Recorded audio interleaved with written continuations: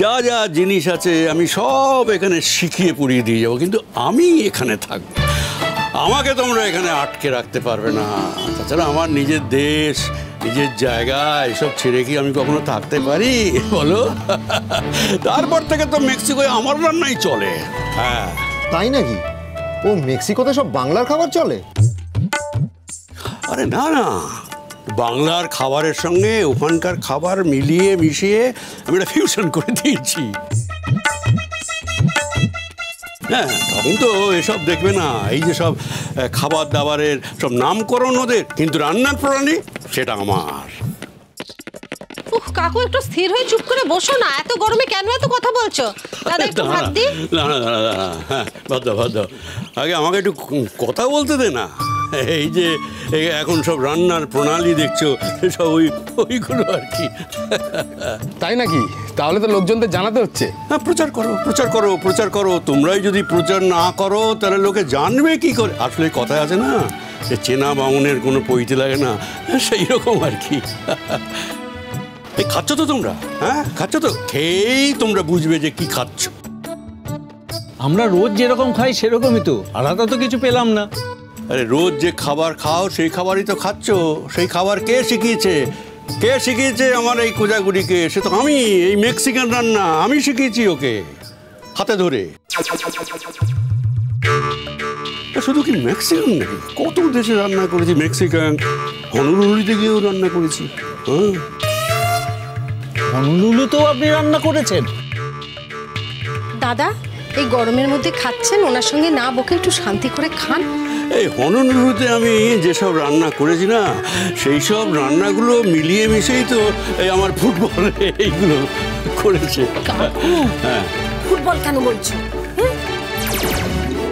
এটা তোমার ডাক না, মানে এখানে ফুটবল করলে লোকে ভাববে এটা ফুটবলের দোকান, বুঝতে পেরেছো? কেউ আর খেতে আসবে না। এই দেখো, আরে যে ফুটবল নামেই তো আমি ডাকি, ফুটবল নামেই তো ডাকবো। ওই দেখো আমার ভাইজি আমার উপরে অকারণে রেগে যাচ্ছে, তাই না? আচ্ছা, বাবা মা যে ডাক নামটা দেয় সেই নামেই তো ডাকা উচিত, তাই কিনা? দাদা খান। হ্যাঁ খান, আপনারা খান। কেমন খাচ্ছেন দাদা? এখন আপনার রান্নার তো কোনো জবাব নেই। তবে ব্যাপারটা কি জানেন, এই গলির মধ্যে করেছেন বলে আপনার দোকানটা সেভাবে ফ্লারিশ করছে না। এটা যদি অন্য কোনো জায়গায় হতো। করব, একটু সময় দিন, ভগবান দিন দিক, ঠিক হবে। আর এখান থেকে চলে গেলে তো আপনাদের খাওয়ার হবে না। খাবো না কেন, কিন্তু কাছাকাছি যদি হয় নিশ্চয়ই যাব। আপনি যেখানে যাবেন আমরা সেখানেই যাব। এত সুন্দর আপনার রান্নার হাত। আরে না না না, এত সুন্দর রান্না তো ওর নয়, এসব রান্না তো আমার নিজের হাতে। আরে বল না রে, আচ্ছা বল, আমি তোকে শিখিয়েছি কিনা এই সমস্ত রান্না? এই হনুলুলু রান্না, মেক্সিকান রান্না, জাপানিজ রান্না আমি তোকে শিখিয়েছি তো। আস্তে, তুমি খুব ভালো করে জানো আমি মিথ্যে কথা বলি না। তার মানে আমি তোর কাকু, আমি কি অসত্য ভাষণ করছি নাকি? কি নিজে শিখেছো, আমাকে কোনোদিন শিখিয়েছো? আরে দেখে দেখে তুই শিখেছিস। আমি যখন বাড়িতে রান্না করতাম তখন তুই দেখে দেখে শিখিসনি? বল। তুমি যেদিন রান্না করতে সেদিন আমাদের কান্না শুরু হয়ে যেত, আমরা হাত পা ছড়িয়ে কাঁদতাম সেদিন আর খেতে পাবো না বলে। ভালো জিনিসের স্বাদ তো সবাই এক জীবনে বোঝে না রে। এই জন্মে তো আর বুঝলাম না, সামনের জন্মে যখন জন্ম নেব তখন আমাকে বুঝিও। হ্যাঁ, এই জন্মটা আমাকে আমার মতো করে কাটাতে দাও। তুই কি বলছিস বলতো? বলছি তুমি চুপ করে এখানে বসো, গরম পড়েছে, শরীর খারাপ লাগবে এত বকবক করলে। বসো চুপ করে। আমার শরীর সব ঠিক আছে, ঠিক আছে। আচ্ছা, একটু আমাকে ভাত দেবেন? হ্যাঁ ভাত দেবো, এই আলবাত ভাত দেবো। না আমি দেবো। আমি দিচ্ছি তো। আপনাকে দেবো দাদা একটু ভাত? আচ্ছা আচ্ছা, মাছ দি? হ্যাঁ, আমাকে একটা দিন। আরেকটা মাছ দিন। জানেন তো, আর এক পিস মাছের দাম কিন্তু এক্সট্রা দিতে হবে। জানি তো। হ্যাঁ হ্যাঁ, না ঠিক আছে, খান মাছ দিয়ে ভাত দিয়ে খান। হ্যাঁ, তবে কি জানেন তো, 2-3 রকমের মাছ দিয়ে ভাত না খেলে ঠিক জমবে না। না, আমাদের এই ঠিক আছে। ও নেবেন না? ঠিক আছে, নিলেন না যখন তখন আপনারাই ঠকবেন। এইভাবে কাউকে জোর করো না। না না, জোর করছি না। জোর কেন করতে যাও? একটু বলে দেখলাম আর কি। মানে কষ্ট করে খাচ্ছে একটা মাত্র মাছ দিয়ে, তাই বললাম। এই আর এক পিস মাছ দেবো নাকি? না না ঠিক আছে, আমাদের আবার গিয়ে কাজ করতে হবে তো। আপনি একজন ভালো সেলসম্যান দেখতে পাচ্ছি। আমাকে সেলসম্যান বলছো? তুমি তো দোকানে দাঁড়িয়ে বিক্রিই করছো, তোমাকে সেলসম্যান বলে আপত্তি কোথায়? আরে যাবেন যাবেন, আমার রানাঘাটে যাবেন, পুকুরের জ্যান্ত মাছ খাওয়াবো, তো তার জন্য কোনো এক্সট্রা পয়সা লাগবে না। কাকা দাদু, এই যে হ্যাঁ, কোকো দিদি উনি এসে গেছে, সঙ্গে টিফিন ক্যারিয়ার আছে, নিশ্চয়ই ভালো মন্দ কিছু আছে। আমি তো তোমাকে অনেকক্ষণ ধরে খেতে বলছি কাকু, এখানেও অনেক ভালো মন্দ খাবার আছে, তুমি তো কিছুতেই খেতে চাইছো না।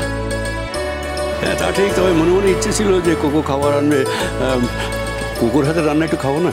না, তুমিও খাবে না, আমিও খাবো না। সব অপমানগুলো এত তাড়াতাড়ি ভুলে গেলে কি করে হবে? কাকিমা, আমি রান্না করে নিয়ে এসেছি।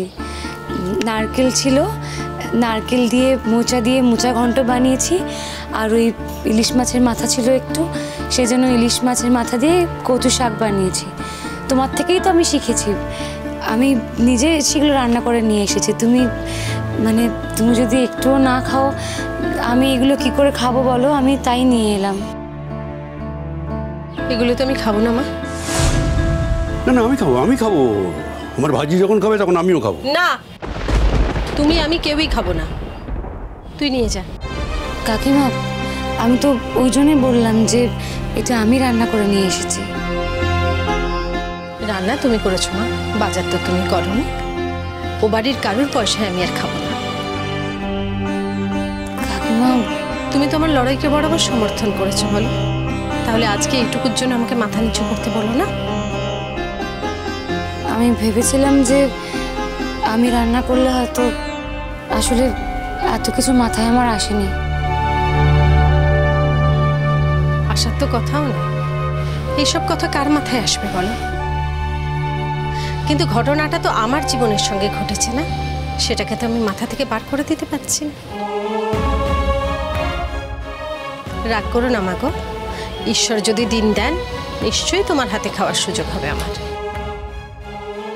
কিন্তু আমি যে খুব আশা করে এসেছিলাম কাকিমা, একটু খাও। না না, আমার ভাইজি যখন খাবে না বলছে তখন আমারও খাওয়া চলবে না। তোমার খুব ইচ্ছে করছে খেতে, আমি কালকে রান্না করে দেবো। সে দিস আমি নিজে হাতে বাজার করে নিয়ে আসবো।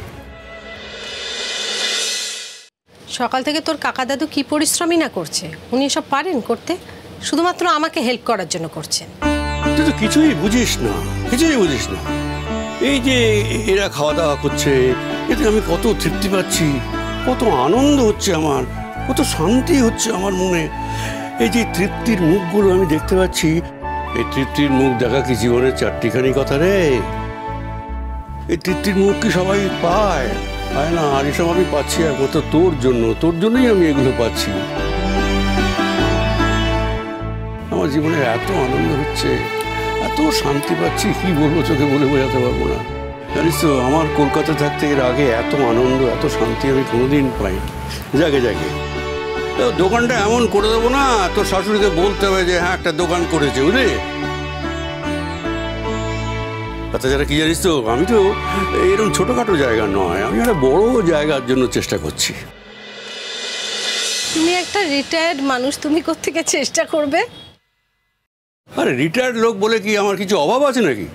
আমার হনলুলুর টাকা, মেক্সিকোর টাকা, জাপানিজ টাকা, এগুলো তো সব জমে আছে। আরে সেই সব টাকাগুলো তো আমার কাছে জমে পাহাড় হয়ে গেছে, সেই সব দিয়েই তোর দোকানটা দিব্যি বড় হয়ে যাবে। শুরু হলো তাই নাকি কাকা দাদু? তো আর কি, আমি কি এমনি এখানে পড়ে আছি? ভালো জায়গা তো এটা দেখতে হবে। কিন্তু কাকা দাদু, এই কলকাতায় একটা অনেক বড় রেস্টুরেন্ট করতে গেলে তো অনেক টাকা লাগবে, তোমার কোনো ধারণা নেই যে এখানে? হ্যাঁ খুব ধারণা আছে। তুই আমার আগে হয়েছিস না আমি তোর আগে হয়েছি? তোর কাকুর কিছু কম আছে নাকি? আর তুই আমাকে এত আন্ডার এস্টিমেট করিস কেন বলতো? দেখ কিরকম করছে তোর কাকা দাদু, কিন্তু তুই যে চলে এলি। হ্যাঁ আমি এসেছি, আমি তো আর বন্দিনী নই। জল থই থই ভালোবাসা